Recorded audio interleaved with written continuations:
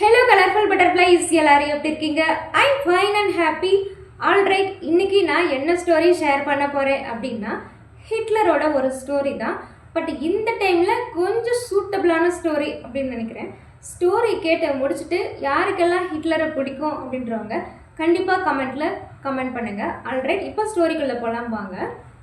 இது ஆக்சுவலாக இது ஸ்டோரி கிடையாது, ரியலாக நடந்த ஒரு விஷயந்தான். ஹிட்லர் என்ன செய்கிறார் அப்படின்னா ஒரு கோழியை நாடாளுமன்றத்துக்கு பிடிச்சிட்டு வராருங்க. அந்த இடத்துல அமைச்சர்கள்லாம் உட்காந்துட்டு இருக்காங்க. அந்த கோழியோட அந்த சிறகுகளை பிடிச்சி ஒன்றொன்னா பிச்சு எரிஞ்சு கீழே போட்டிருக்காரு. அதை பார்த்துட்டு அந்த அமைச்சர்கள்லாம் இவருக்கு என்ன ஆச்சு, ஏன் இவர் இப்படி பண்ணிட்டு இருக்காரு அப்படின்னு சொல்லி டிஸ்கஸ் பண்ணிட்டு இருக்காங்க. ஹிட்லர் அந்த கோழியை விட்டப்பாடு இல்லை, அதோட சிறகுகளை பிடிச்சி பிச்சு பிச்சு இழுத்து கீழே போடுறாங்க. கோழி அதோட வலி தாங்க முடியாமல் ரொம்ப கத்த ஆரம்பிக்குது. ரொம்பவும் பரிதாபமான நிலையில் அந்த கோழி இருக்குது. ஸோ ஒரு கட்டத்தில் அந்த சிறகுகளை எல்லாத்தையுமே பிச்சு போட்டார். கோழியை கீழே தூக்கி போட்டார். அந்த கோழி கீழே போய் விழுந்த கொஞ்ச நேரத்தில் என்ன செய்கிறாரு அப்படின்னா தன்னோட கையில் ஒரு பிடி கோழி இறைச்சியை எடுத்து கோழி முன்னாடி தூவி விடுறாரு. அந்த கோழியும் அதை சாப்பிட்றதுக்கு வழியிலையும் ரொம்ப பசியிலையும் இருந்த அந்த கோழி அதை சாப்பிட்றதுக்கு சாப்பிட்டுட்டு இருக்கு. அடுத்த கொஞ்ச நேரத்தில் அந்த ஹிட்லரையே அந்த கோழி பார்க்குது, இன்னும் அவர் இறைச்சி வச்சிருக்காரா அப்படின்னு சொல்லிட்டு இன்னும் ஒருபடி இறைச்சியை எடுத்து அந்த கோழிக்கு போடுறாரு. அந்த கோழி ரொம்ப பாசமாக ஹிட்லரை நோக்கி ஓடி வந்துட்டு இருக்கு. ஆக்சுவலாக அந்த கோழிக்கு நினச்சிருக்கணும்ல, இவன் தான் என்ன கொடுமை செஞ்சானே, என்னோட சிறகுகளை ஒன்று விடாத பிச்சு கீழே போட்ட அரக்கன் தானே இவன்கிட்ட போடுற இறைச்சியை நம்ம ஏன் சாப்பிடணும் அப்படின்னு அந்த கோழி கொஞ்சம் கூட யோசிக்கவே இல்லை. அவனோட அந்த கொடூரத்தன்மையை மறந்துட்டு தன்னோட பசிக்கு இறைச்சி கிடைச்சா போதும் மட்டும் நினச்சி அந்த இறைச்சியை சாப்பிட வந்துருச்சு இல்லைங்களா?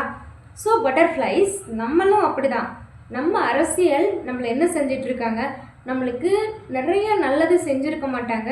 எவ்வளோ மோசடிகளை செஞ்சாலும், எவ்வளோ வரியை அதிகப்படுத்தினாலும், எவ்வளோ விலைவாசியை உயர்த்தினாலும் நம்ம என்ன செய்கிறோம், கடைசி காலகட்டத்தில் கடைசி அந்த 2 மாதம் 3 மாதம் எலெக்ஷனுக்கு முன்னாடி இருக்கிற டைமில் நம்மளுக்கு இலவசமாக கொடுக்குறாங்க, நம்மளுக்கு ஒரு சில அமௌண்ட் எல்லாம் கொடுக்குறாங்க அப்படின்ற ஒரே காரணத்துக்காக திரும்பவும் நம்ம அந்த ஹிட்லரை கோழி நோக்கி போன மாதிரி நம்மளும் அதே தவறான அரசியல் நோக்கி ஓட்டு போடுறதுக்கு ரெடியாக இருக்கும் இல்லைங்களா?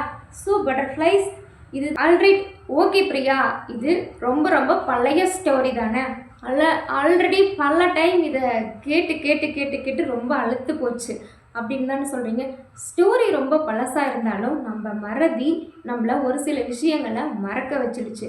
அந்த ஒரு காரணத்துக்காக தான் இதை திரும்ப திரும்ப ரிப்பீட்டடாக உங்ககிட்ட கொண்டு வந்து சேர்க்கணும் அப்படின்னு சொல்லிட்டு அந்த பழைய ஸ்டோரியவே நான் இன்றைக்கி சொல்லியிருக்கிறேன். பட் விழிப்புணர்வோடு இருக்கணும் அப்படின்ற ஒரு விஷயந்தான். தமிழ்நாட்டோட தலையெழுத்து ஒவ்வொரு மக்கள் கையில் தான் இருக்குது. ஏன்னா இப்போது மக்களாட்சி நடந்துகிட்டு இருக்குது இல்லைங்களா? ஸோ இந்த மக்களாட்சியோட ஒரு பெரிய சாபம் என்ன அப்படின்னா அப்பாவி மக்களை ஈஸியாக ஏமாற்ற முடியும் அப்படின்ற ஒரு மைனஸ் பாயிண்ட்டும் இங்கே இருக்குது அப்படின்னு கூட சொல்லலாம். ஸோ ப்ளீஸ் கொஞ்சம் அவேர்னஸாக இருங்க. எனிவே, தேங்க்ஸ் ஃபார் வாட்சிங்.